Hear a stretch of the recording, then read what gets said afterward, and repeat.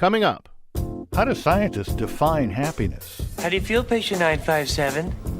Oh, I feel like God's rubbing my tummy.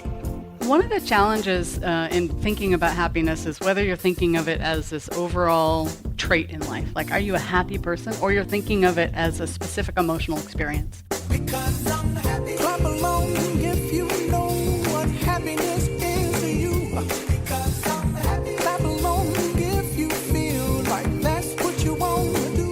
Wouldn't it be nice if there were a handy acronym that explained what happiness is? Okra, optimism, kindness, resilience, awareness. These are 4 pillars that make up your capacity for happiness. Our guest is Emiliana Simon-Thomas from the Greater Good Science Center. The science of happiness.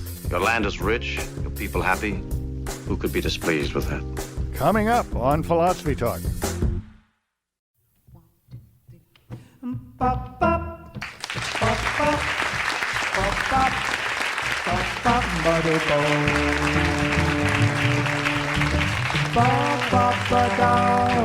All holding hands at midnight beneath a starry sky. Oh, it's nice work if you can get it, and you can get it if you try. This is Philosophy Talk, the program that questions everything. Except your intelligence. I'm John Perry. And I'm Ken Taylor. We're coming to you from the Marsh Theater in Berkeley, California.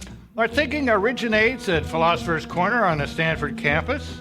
Stanford, across the bay, is where Ken teaches philosophy, and I did for 40 years, although I have now seen the light and I teach at Berkeley. Oh, you turncoats! Welcome to Philosophy Talk.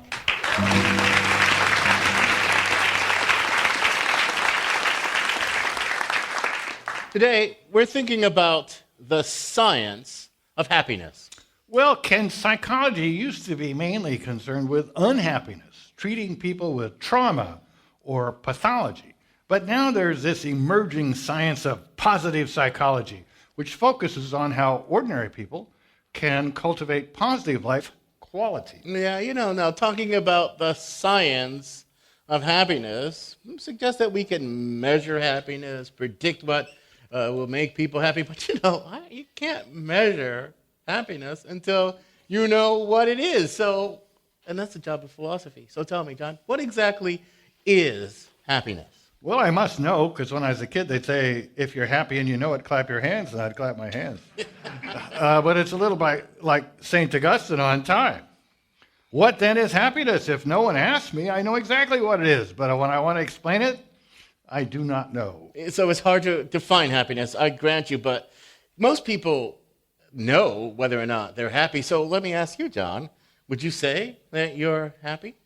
Well, I can't complain about my career. It's gone pretty well. I've got a wonderful family. You certainly do.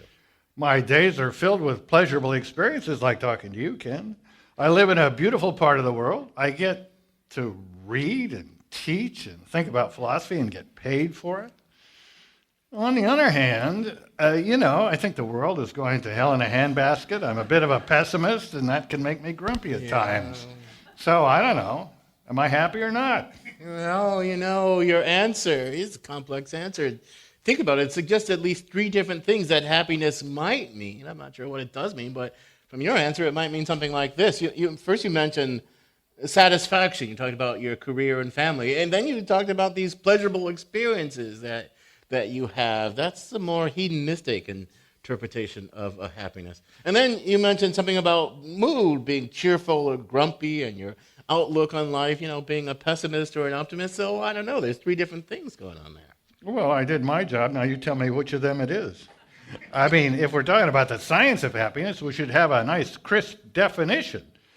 One of those things over the others, or maybe some precise combination of different factors. I don't know. Let's take them in order and see what we get. Consider life satisfaction. I mean, could you imagine a person who's satisfied with life but still unhappy? That seems kind of like a contradiction, right? Well, I don't know. I think I can imagine such a person. I mean, think of someone who's kind of focused on making money and advancing their career, and they've done very well at that, so they're pretty satisfied. But while they've been busy accomplishing their goals, they never stop to smell the roses or read the philosophy or nurture relationships. So their success feels a little hollow. Yeah, I get your drift, but is that kind of person really satisfied? Maybe they once thought they were, but their values changed. Maybe it was just an illusion, and that at some moment of reflection, that feeling of satisfaction just evaporated. Well, let's move on. How about enjoying many pleasures in life? The second thing you mentioned, does that suffice for happiness? Suffice? Well, maybe it suffice. I don't know, but it's certainly not necessary. I mean, I could easily imagine someone who suffers many hardships and few pleasures in life, but they still maintain one of those things you were talking about, a positive outlook through it all, and they might very well consider themselves happy. Well, that leaves the third one, mood, being cheerful versus grumpy.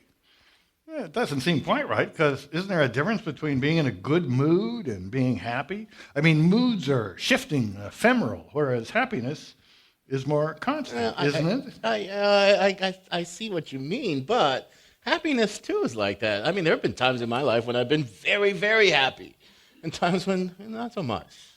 So happiness comes and goes, too. It shifts. That makes me think maybe happiness is more of what we like to call a dispositional state. It's not something that's in you at the moment, but it's a tendency to be in a good mood more of the time, or maybe most of the time, or a tendency to have a positive outlook. But you can have that tendency, but not at this moment be exercising that tendency. Well, if that's what happiness is, I think it's overrated. I mean, who are the most annoying people in the world, aside from political candidates? Cheerful and overly positive people. They annoy me a great deal, and they obviously only have a tenuous grip on reality. John, that's just your grumpy inner grump speaking. I love it. I know and love your grumpiness, but I don't know. But we haven't even mentioned Aristotle, what he called eudaimonia, meaning flourishing or well-being. He believed that human happiness was tied to human flourishing, and human flourishing had to do with virtuous activity, living a virtuous, reasonable life. Well, Aristotle may have been onto something. Research suggests that much of our happiness depends on daily habits and activities. People are happier when they have meaningful connections with others and when they feel grateful. They've cultivated the attitude of gratitude in themselves. Yeah, that's a good thought. To follow up on that thought, we sent our roving philosophical reporter, Shukha Kalantari, to explore how things like gratitude and personal relationships are linked to our health and our happiness. She files this report. In March 2013, San Diego resident Natalie Price had just lost her job. She was also out of shape, going through a nasty divorce, and she and her 2 kids had to move back into her parents' house. Price was not happy. I was so stressed out. I remember going to bed that night thinking tomorrow when I wake up, I'm going to be stressing all day about how I can't take care of what I need to take care of. And I woke up at about 2 a.m. with my arm and my hand hurting. Price was having a heart attack. She recovered at the UC San Diego Medical Center. Today, she's a lot healthier and happier, and she says it's all because of gratitude. After her heart attack, Price took part in a UCSD study looking at how gratitude affects people with heart health problems. One of the things she did was write journal entries about what she was grateful for that day. Honestly and truthfully, some days I would sit there and look at that piece of paper and say, I have nothing to be grateful for. I got this, I got that, and I don't have this. But the exercise got Price thinking more about the things that make her happy, like playing music at her church or walking on the beach. That study forced me to think about, well, yeah, that's wrong, that's bad, but this isn't that bad. It's like strength training for the heart. Meredith Pung co-authored the UCSD study. Her team looked at some 200 people who were at risk of heart failure, which happens when the heart isn't getting enough blood. People who've had heart attacks, like Price, are at a high risk of developing it. And that's a bad thing, because half of those with heart failure die within 5 years of diagnosis. Pung says people who did gratitude journaling for 8 weeks were happier and showed signs of a healthier heart afterwards. Subjects who didn't do any gratitude journaling didn't have these additional moments of heart relaxation. So the heart just needs a break, right? So with grateful contemplation, gratitude journaling, that allows for a little physiological break for the heart, and it allows it to continue its job for as long as we need it. Study participants also reported fewer symptoms of depression, and they also slept better at night. Natalie Price says gratitude journaling got her back on her feet. I joined the gym. It was enjoyable. I started doing more physical activities, and I became more cognizant of my health and what I ate. I still am. But it's not just gratitude that links us to happiness. Research shows things like empathy, mindfulness, and our personal relationships also play a big role. Take the Harvard study of adult development. Starting in 1938, researchers have tracked the lives of two groups of men. The first group started the study as sophomores at Harvard College. The second group was very different. Here's psychiatrist Robert Waldinger, the director of the study, speaking at a TEDx conference in 2015. The second group that we've followed was a group of boys from Boston's poorest neighborhoods. Boys who were chosen for the study specifically because they were from some of the most troubled and disadvantaged families in the Boston of the 1930s. Most lived in tenements, many without hot and cold running water. The goal of the study was to identify predictors of healthy aging. Over the decades, these men were given questionnaires about their lives and did in-person interviews with the Harvard researchers. They were asked things like, where do you work? Do you like your job? Are you happy in your marriage? Researchers also gathered medical information about their mental and physical health. The clearest message that we get from this 75-year study is this: good relationships keep us happier and healthier, period. People who are more socially connected to family, to friends, to community are happier, they're physically healthier, and they live longer than people who are less well connected. The science is there, and the body of evidence continues to grow. Happiness is key to a long and healthy life. For Philosophy Talk, I'm Shuka Kalantari. Thanks, Shuka. I'm John Perry. I'm here along with my fellow philosopher from Stanford, Ken Taylor. We're coming to you from the Mars Theater in beautiful Berkeley, California. And our guest today is the science director at the Greater Good Science Center, also here at UC Berkeley.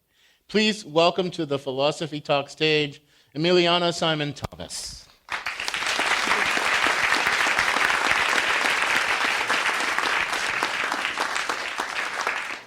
Emiliana, you're a scientist by training. What got you interested specifically in research about happiness? So I have this poignant childhood memory. I grew up in Berkeley. I was raised by two parents who were Irish Catholic in their upbringing, who moved to Berkeley before I was born and adopted a Buddhist philosophical spiritual path. Oh my and in goodness. this conversation, they were telling me that life was suffering. And I was arguing, no, life is fun. We should be happy. We should have dessert. And that really kind of shaped a need to understand this a little bit better. So, kind of a typical Berkeley family, Buddhists talking about life is suffering on the way to the beach. That's right. That's right. So, Ken and I were trying to figure out how to define happiness, and frankly, we didn't come to any very definitive conclusions. But as a scientist, you must have a precise, crisp definition that takes care of all problems. You want to share it? I do. But you'll be perhaps not surprised to learn that even scientists don't have a consensus definition of happiness. We have a lot of different ways that we try to measure it. I'm going to give you the one that I like. And this is happiness as a blend of a couple of different things. And you guys alluded to this earlier, too. It's not just one thing. The blend, do you like okra? Fan of okra? Yeah. Okay, Okra so or okra? The vegetable. Oh, the vegetable, yeah. Oh, okra. Or is it a fruit? Oh, Yeah. it's a vegetable. So okra, I say okra, optimism, kindness, resilience, and awareness, OKRA. These are 4 pillars, 4 aspects of your life that make up your capacity for feeling happy day in and day out. So why, okay, If we were to go out there and ask all those people if they're happy, they would give us an answer, yes or no. Would it track with your definition? I mean, is that like a scientific discovery? Is that just a stipulation? Does it correct our ordinary notions of happiness or what? I mean, I'm just trying to figure out. I think it fleshes out a lot of our ordinary notions of happiness, and it comes from research where we, very much like the research that Shuka talked about, where we look at people in the world, and we do kind of trust people's sort of feeling of what is happiness. We don't say, here's what happiness means, are you it? Yeah. We say, how happy are you? Because people kind of do know that. They're good at gauging their own happiness. But then we look at what's going on in their lives. Yeah. How connected are they? What was their childhood like? How much money do they have? And all those things. So they might not really know. They know that they're happy, but they don't really have a well worked out theory of what it is that makes them. And then you, the scientist, comes along and says, aha, this is what's really going on when you say, I'm happy. And one of the famous studies shows, this is Ed Diener's sort of pioneering study, shows that people who call themselves very happy, the only variable that consistently predicts that is social connection. You're listening to Philosophy Talk, coming to you from the Mars Theater. Our guest is Emiliana Simon-Thomas from the Greater Good Science Center, and we're thinking about the science of happiness. How do we measure happiness? Are we born with a disposition to be happy? Or is it something we develop in life? Is there anything we can do to improve our happiness? Happiness, well-being, and life's challenges, along with questions from what I hope is our very happy audience when Philosophy Talk continues.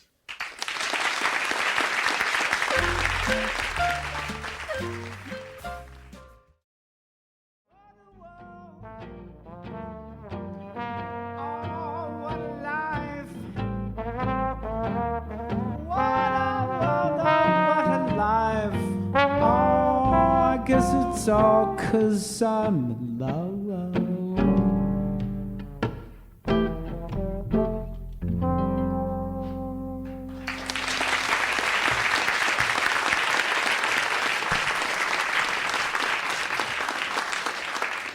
Thanks to our musical guest, Tin Cup Serenade. This is Philosophy Talk. I'm John Perry. And I'm Ken Taylor. Our guest is Emiliana Simon-Thomas from the Greater Good Science Center here at UC Berkeley, and we're thinking together about the science of happiness. How do you think about your own happiness? Do you know what things make you happy? Do you know how to measure it? Join the discussion by stepping up to the microphone in front of the stage.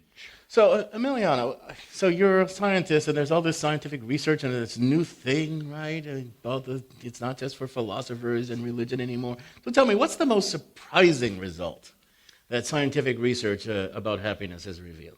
I think the most surprising result really has to do with how important our interpersonal connections are to happiness, and how easy it is to develop these deliberately in our own lifetimes. So granted, there are some really early life experiences that are going to shape your capacity to connect and feel comfortable around others, but there are behaviors that we can engage in and day out that will make relationships with other people more successful, which then has the nice effect of making us happier. This sounds cool to me, but I was just ask you, what about people who live monastic type lives, you know? Yeah, celibate types lives. How about all these Buddhas off in their caves? Well, I mean, what would your folks say if you told them that they weren't happy? Are they not capable of? No. I mean, the irony is that a lot of this wisdom is drawn from the Buddhist sort of the ideas from Buddhism, which is compassion, and a lot of the spiritual practices of Buddhism are to really try to foster and cultivate and project compassion into the world for all sentient beings. That's even more than most of us can even really think about. But it's one thing to have compassion for all sentient beings, but that doesn't actually put me into interpersonal relationship with them. I could just give money to a worthy cause. I could give until it hurts kind of thing, like, extreme altruists sometimes do. But that's not like me and you in a relationship, a concrete. I mean, is it the compassion for people as abstracta, as it were, or is it the concrete particularity of concrete relationships? Yeah, I think it's a little bit of both. And I would venture to guess that most monastic lifestyles involve quite a bit of social interaction. You may go to the cave for 3 months or 3 years, but then you come back to the community that you're in, where you're surrounded by other people who do the very same thing as you day in and day out, who look very similar to you and share the same sort of philosophical principles and practices. So I think there's a whole lot of community there. How about connections that aren't with other human beings, like dogs? I mean, I have a dog. I have a pretty good relationship with a dog. And there's also people that have relationships with beings, I wouldn't call them fictional, but like God and Jesus and so forth. And that seems to make them pretty happy. Is that the same phenomenon as we have with other human beings, just kind of a little out at the margins? I would say yes. And I think that there is actually good evidence that pets are beneficial to happiness. That when people who don't have the same kind of family connections, but do end up getting a pet, if you bring pets into hospitals, patients do better. There is benefit to having any kind of interdependent relationship where you're lending support and something is providing support to you. So I'm going to hazard a speculative guess. I think of people as intensely social. I think of us as evolved for sociality. So if I started thinking of a human animal as essentially a social creature evolved for a kind of sociality, then I think, well, it's not so surprising that your happiness is tied up with social interaction, because that's kind of what we're made for, is social interaction. We're not really made for the monastic life. That's exactly how we think about it, and to back that up, we look at the body. We look at systems in the body that are there for making us feel motivated to affiliate, but on the same sort of vein, they also alleviate stress. So who knew that those were sort of opposite sides of one coin? Becoming more pro-social, feeling more attuned to others in this empathic or compassionate space has, the fortuitous side effect of making you feel less stressed. So stress, I want to focus on that. You say making you feel less stressed. I once attended a talk by a person who really impressed me. I can't remember. I think she was a psychologist or neuroscientist. She was a person. They're all the same. Yeah, somebody kind of in your world, right? Yeah. And she said, oh, stress is good, right? That was the point of her talk. People are always talking about avoiding stress, but stress is good, because she said stress activates all these capacities in you, and many of these capacities are designed as kind of stress coping mechanisms. And if you never exercise. I may be bastardizing what you said, but it was something along that line. Is that? I think you're absolutely right. And if we're going to use the evolutionary argument of sociality to support this idea that social activities make us happy, the evolution of our stress systems is also something that is good for survival. And we do need to feel aroused in certain circumstances where we're under threat, or when somebody else is under threat. Imagine being totally non-stressed and seeing someone in pain. Maybe you just wouldn't do anything. You're kind of callous and apathetic. You need to have that stress response. Okay, but common lore, self-help, says reduce your stress. Well, there's a couple different kinds of stress. There's the stress in the moment where there's something really there that's threatening you or someone else. And then there's the stress that's imagined and that has to do with some hypothetical threat, right? Or perhaps some worry about your reputation or some deadline. Though that kind of stressing, which is kind of enduring and sustained, is harmful to your health and well-being. The stress that's reactive to an actual threat is really important. And then the other thing that's really important is being able to get through it quickly, not letting that stress kind of go on and on and on. You got a parking ticket, you can be angry. Okay, then you're okay 15 minutes later, you're not angry for the next 4 hours. So I want to ask you about the K in okra, kindness. Yes. I just wonder, is this kind of like scientists giving us a persuasive definition? If you want to be happy, you ought to be kind, because they think it'd be good to have a lot more kind people around. But take Hannibal Lecter. He's fictional, and he's certainly not very kind, but he's represented as being pretty happy. Is that because he's a psychotic, or is? Yes. We would put him into the class of outlier. Okay.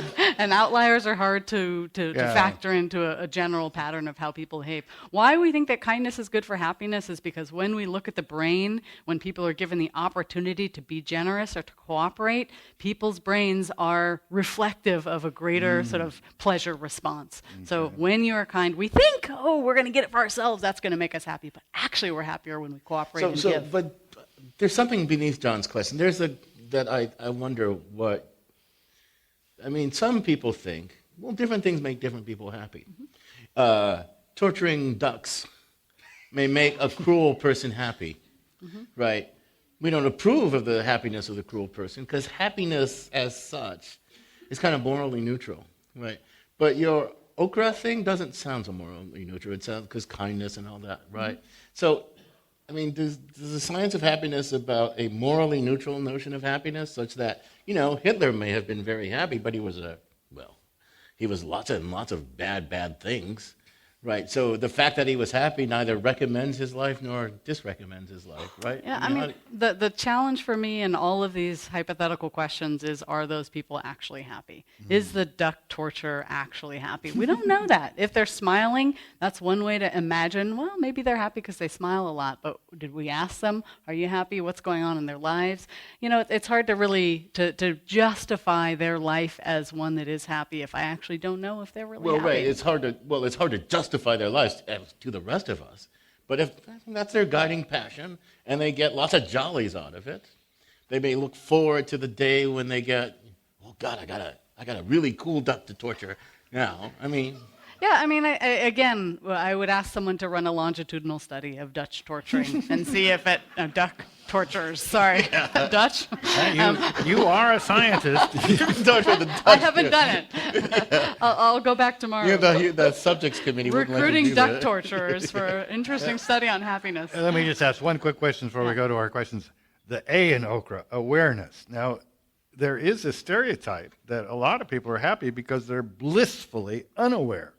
So is this, what kind of awareness you're talking about? It seems to me if you're really aware of what how many people are suffering in the world and what happened to our democracy, it'd make you pretty unhappy. And I used to, when I was an adolescent, just to add on this, I wanted to be an artist. I thought if you're to be an artist, you have to be tortured. Happiness is for the uncreative, the unengaged, the blind and the blithe, and happiness is a bourgeoisie thing and all that. I thought that when I was a young guy. So that attention awareness piece comes from a couple places. The first place is, again, the kind of monastic traditions and this idea that being more mindful, being more attuned to the present moment that you're in is actually associated with happiness or subjective well-being. The second piece is my good friend Matt Killingsworth's work using a little app, a smartphone app called Track Your Happiness. What it does is it pings people all day long throughout the day. What are you doing?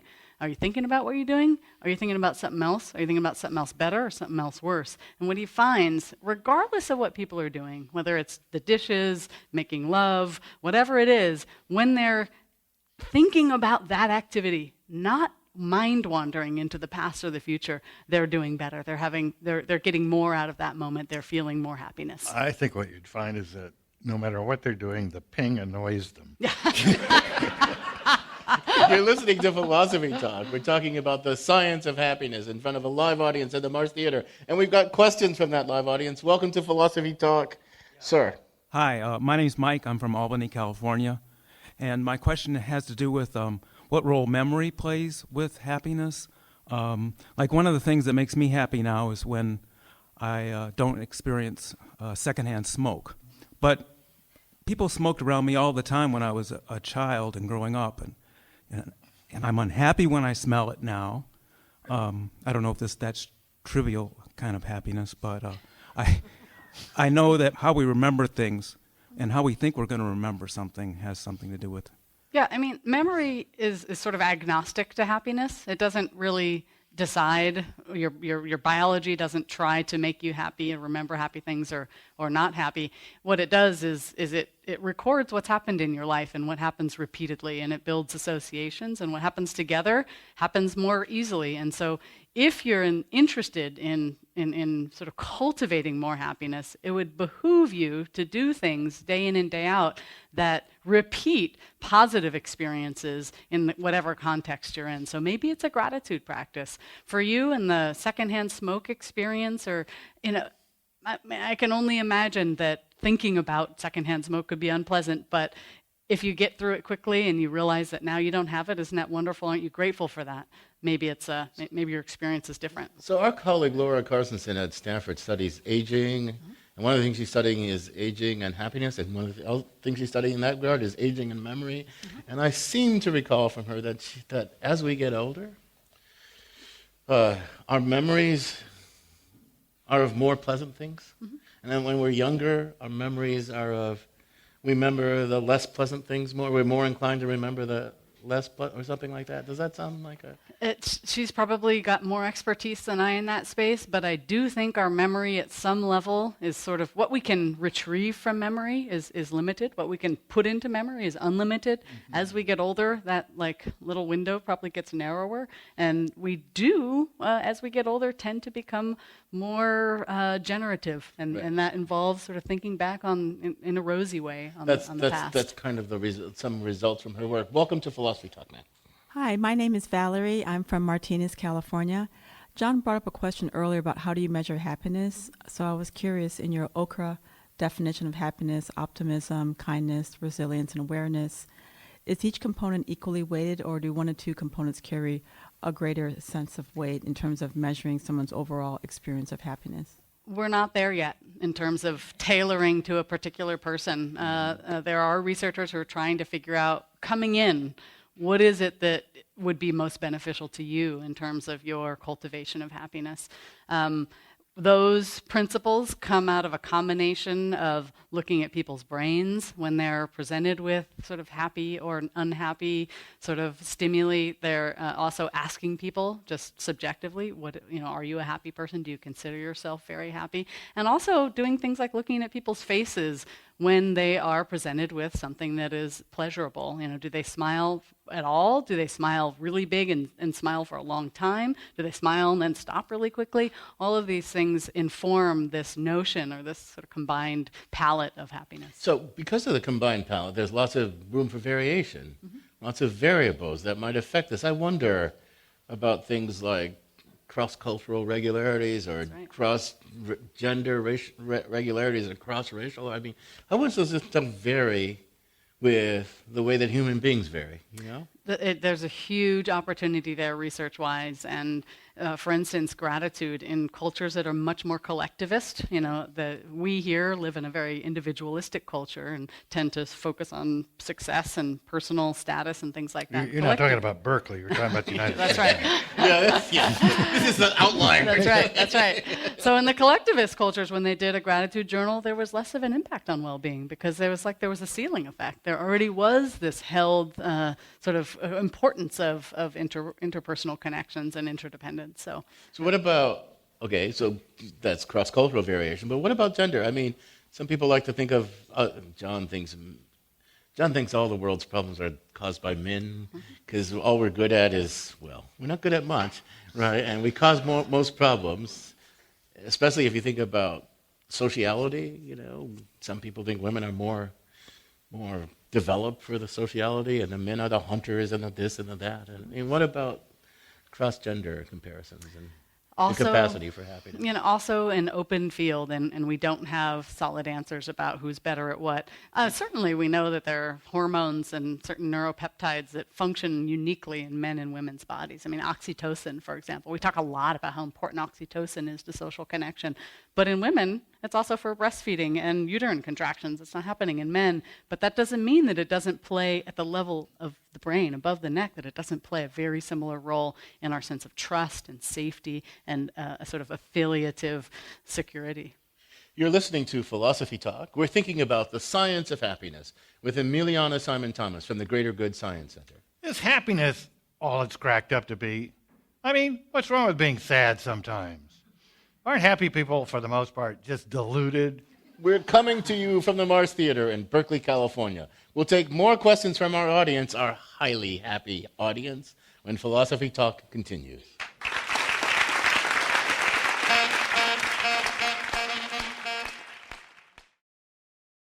Jump up to heaven and you meet old St. Pete. Tell that boy jump for joy. Just jump right in, get Pete some skin and jump for joy.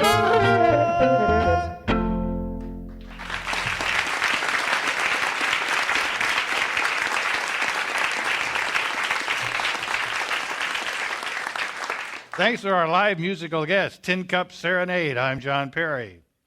This is Philosophy Talk, the program that questions everything. Except your intelligence. I'm Ken Taylor. We're thinking about the science of happiness with Emiliana Simon-Thomas from the Greater Good Science Center. And we've got a question from our audience. So welcome to Philosophy Talk, sir. Hi, I'm Benjamin, and I'm from Berkeley, California. Sometimes when I'm happy, I do things that make me feel guilty and then unhappy. So, what should I do to return to those, to that state of happiness, and what do you think the cause might be? So aging about 40 years will help a lot.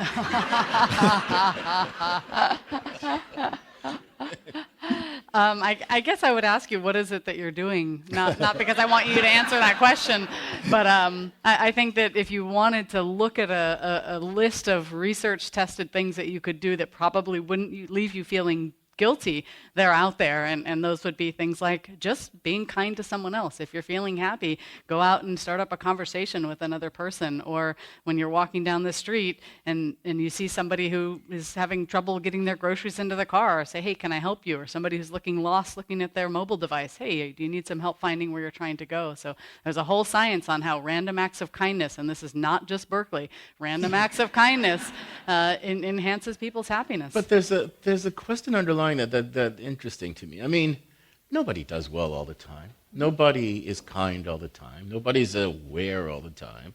If you thought of happiness as episodic states, then when you're not having those good feelings, those positive, you're not happy. But you don't think of it that way. You think of it as much more kind of dispositional, right? So how does the moments, non-kindness, non-awareness, non-engagement, I mean, how does that fit into your... That's when we need help. That's why we express things like sadness. That's why we express and feel things like guilt. Guilt isn't something that holds us away into a corner. Guilt is an expression of, hey, I've transgressed a social norm here, and I feel badly about it, and I am actually feeling something that's driving me to reconcile. Right, but that doesn't seem like a component of...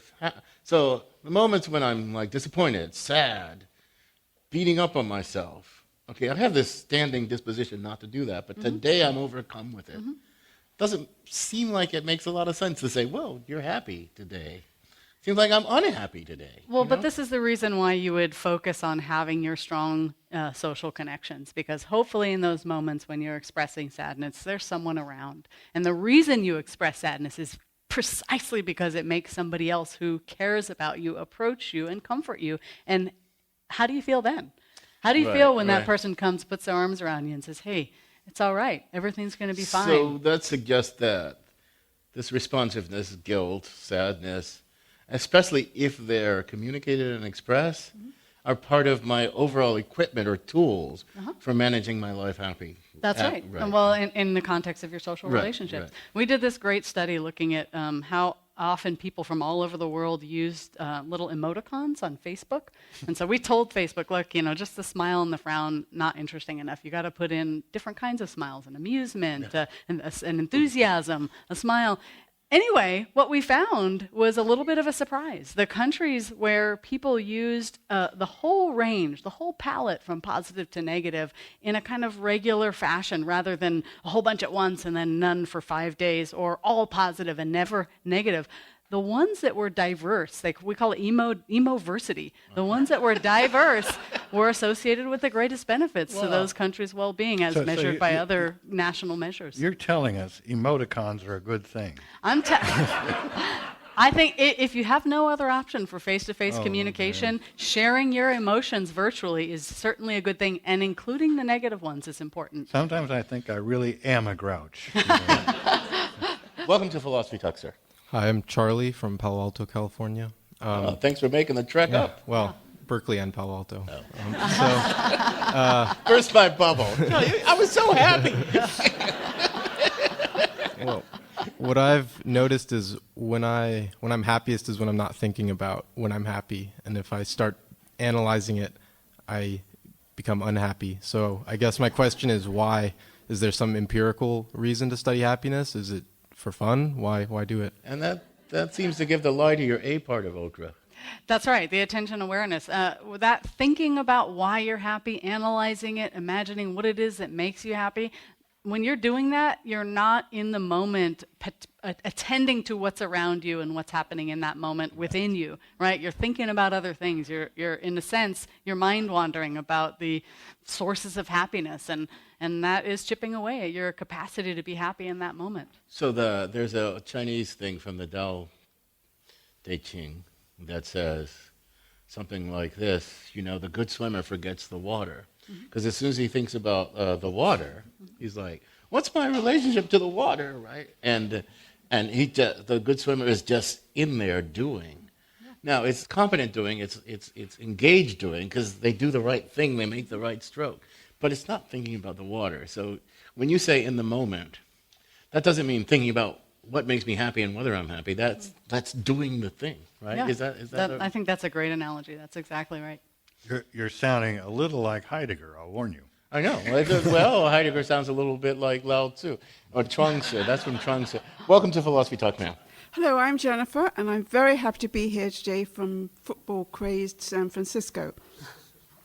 My question is can you expand on the connection between nature and nurture and happiness? And as an aside, there is some thought that you can actually make up your mind to be happy. And I have a friend who actually changed her name to Happy. She really is happy, and she doesn't want to hear any negative talk. I can't even complain about Muni, and it drives me crazy. So we do know that people are born with certain genetic kind of profiles, and that genetic profile has an effect on how easy it might be for you to experience positive states, or how easy it will be to recover from negative states. That's about 50% of the variance between you and your friend who you described in terms of where you might place on a happiness scale. But that leaves a lot of room, right? That leaves a lot of room for deliberate day in and day out intentional behaviors. Now, if you had the option to advise your friend, I would encourage her not to try to suppress or dismiss or omit negative experiences from her life. Difficulties happen. People lose stuff. People die. We suffer, and that is part of life. So my parents were a little bit right. But but we have the tools to manage it, and one of those tools is our community and our friends, and it's good for you to be there for her, and it's good for her for you to have you there for her. So you said 50% of the variance is genetic. Mm-hmm. That leaves 50% more. Yeah. Somebody might think the other 50% is like upbringing or something like that. But that's not right, is it? You might think that, but the analysis that I'm referring to found that only 10% of the variance was due to context. So privilege, upbringing, where you are in the sibling order, whether you're male or female. 50% is genetic, 10% is context. Yep. That leaves 40%. Where's that other? That's what we're doing every day. That's what we're feeding our nervous system. So are we feeding our nervous system a habit of pessimistic, doomsday thinking and conflict, or something else? That made me think, because I knew you were going there. Yeah. But that made me think back to her friend who decided to be happy, who said, "I don't want to hear your complaints about the Muni," right? I mean, maybe she's doing the right thing, right? It could be like a launching pad, right? If you just want to get started and you want to go whole hog for 10 days and then kind of ease out and make something that's a little more balanced, that might work for people. Yeah. I want to ask you one last question. We're near the end, but we're in the political season, and in this particular political season, anger seems to be highly prevalent. The people are angry at the billionaire class. They're angry at the politicians. Trump and Sanders both have tapped into a deep well of anger. Sounds like happy people should not be so prone to anger. They should contain their anger, not let it get in the way. What do you say to a populace about a populace that is gripped with anger at all these unfair forces and dark, Well, I think anger is essential to humanity as a response to injustice. We need anger to manage our social collectives, to motivate us to change things that are unfair in places where hierarchy can be a service but also a disservice. But your question seemed to be about kind of runaway anger, and anger that isn't really productive, anger that's not motivating a response or a solution to the problem. I would argue that people who are happy, who have the disposition for happiness, use their anger wisely. It's not just to foment more kind of discord in the world, but it's to figure out how to solve the problem and do something about it. So some of us kind of get angry at Hillary because she's not angry enough. Sounds like you think that's misguided. Could be. Well, Emiliana, this has been a really fascinating conversation. You're a great communicator. This is great work. I could talk to you for hours, but I have to say goodbye to you now. So I'm going to thank you for joining. Well, thank you so much. It's been such fun. Thank you.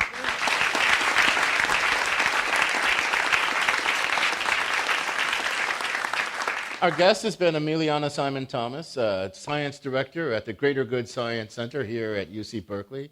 So, John, what happiness-making thoughts are you thinking now? Well, as usual, not many. Our guest was wonderful. She seemed quite knowledgeable at happiness, and she also seemed pretty happy. So that kind of confirms the science. A grouch who studies happiness. That would be interesting. Maybe we'll found a center for the grouchiness studies. A center. What got a dismal science center at Berkeley. Well, I mean, I think this is a fascinating topic, and I think it's a great coming together of common sense, philosophy, science. There's a lot of stuff there. It's a rich, rich thing. In the old days, psychology used to be concerned with not just dysfunction, but also happiness and also extraordinary capacities. And then the behaviors came along, and that all went away, and now psychology is getting back to its roots. Anyway, this conversation continues at Philosopher's Corner, at our online community of thinkers, where our motto is cogito ergo blogo. I think, therefore I blog. Now, you too can become a partner in that community just by visiting our website, philosophytalk.org. Now, what makes this next man happy? Talking fast. It's Ian Scholes, the 60-second philosopher. Ian Scholes, the internet is full of alarming stories about things you thought were good for you, but aren't. I just came across one from the UK Guardian warning me about mindfulness, the state of mind or lack of a state of mind that on a deep level is an inner peace generator and on a shallow level keep you from bumping into the wall. Well, mindfulness has its dangers. Some go so deep into meditation the mind wanders. Then childhood traumas, long thought forgotten, resurface, leading to alcohol abuse, old school therapy, and an alarming increase in articles in the UK Guardian. The Guardian cites a UC Irvine study from 1992, which found that 63% of a group studied, quote, had suffered at least one negative effect from meditation retreats, unquote, whatever that means. Maybe they bumped into the wall. And 7%, quote, reported profoundly adverse effects, including panic, depression, pain, and anxiety, unquote. A more recent 2011 Duke University study raised concerns, as they say, about the lack of quality research on the impact of mindfulness. So maybe mindfulness is not the path to happiness. Many happiness paths have proven false. In recent years, many ways to mental health have been found and lost through introspection, the forking paths of inner peace and denial. Heroin can make you happy unless you run out of it or overdose. I just read a stupid internet article about a hot new trend, conversational commerce. We already have this. It's working through voicemails to pay a bill or buy a ticket, talking to a bot on the phone, texting. Conversational commerce is what we had before with a different name now, which always makes us happy. Like when taxi became Uber. Supposedly, these commercial interactions will just keep getting better until we won't know the difference between a robot and a clerk. Well, one happiness indicator is social interaction, and buying stuff makes us happy, so if the app selling us stuff is like a puppy or a wistful girlfriend, well, I guess it's a win-win. Unfortunately, it goes the other way as well. Hell is other people. They can harsh or mellow, kill your buzz, rain on your parade. But if the idea is to make a perfect bot that will never let you down, I still don't know. The internet is there not so much to please us, but to get our attention. And it does this often by offering us disruptions of what we thought we knew. The internet brings us bizarre news. Mindfulness could be banned for you. Things that could go wrong, but are still cute. Kittens stuck in jars. Top 10 ways your head could explode. Top scientists say you're wasting your life. Learn more. Could the South Pole be the next Brooklyn? Something is wrong, and only the internet knows what it is. And if it's true that artificial intelligence may turn the corner into a weird self-consciousness, well, what will the internet want? If the past is any indicator, the only thing that will make the internet happy is our attention. Our continued mild unhappiness, our eternal discontent. Click here to find out more. Check out these insanely mind-blowing facts. 7 ways the world might end. Happy now? I gotta go.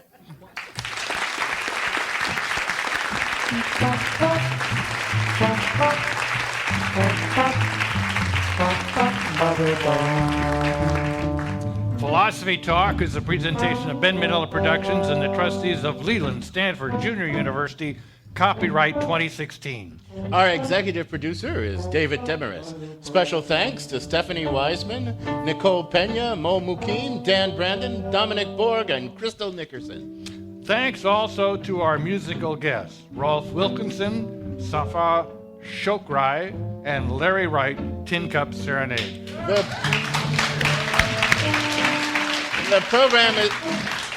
The program is produced by Devin Strolovich. Laura McGuire is our Director of Research. Our Marketing Director is Dave Millar. Support for Philosophy Talk comes from various groups at Stanford University and the partners at our online community of thinkers. And from the members of KALW Local Public Radio San Francisco, where our program originates. The views expressed or misexpressed on this program do not necessarily represent the opinions of Stanford University or our other funders. Not even when they're true and reasonable. The conversation continues on our website, philosophytalk.org, where you too can become a partner in our community of thinkers. I'm John Perry. And I'm Ken Taylor. Thank you for listening. And thank you for thinking.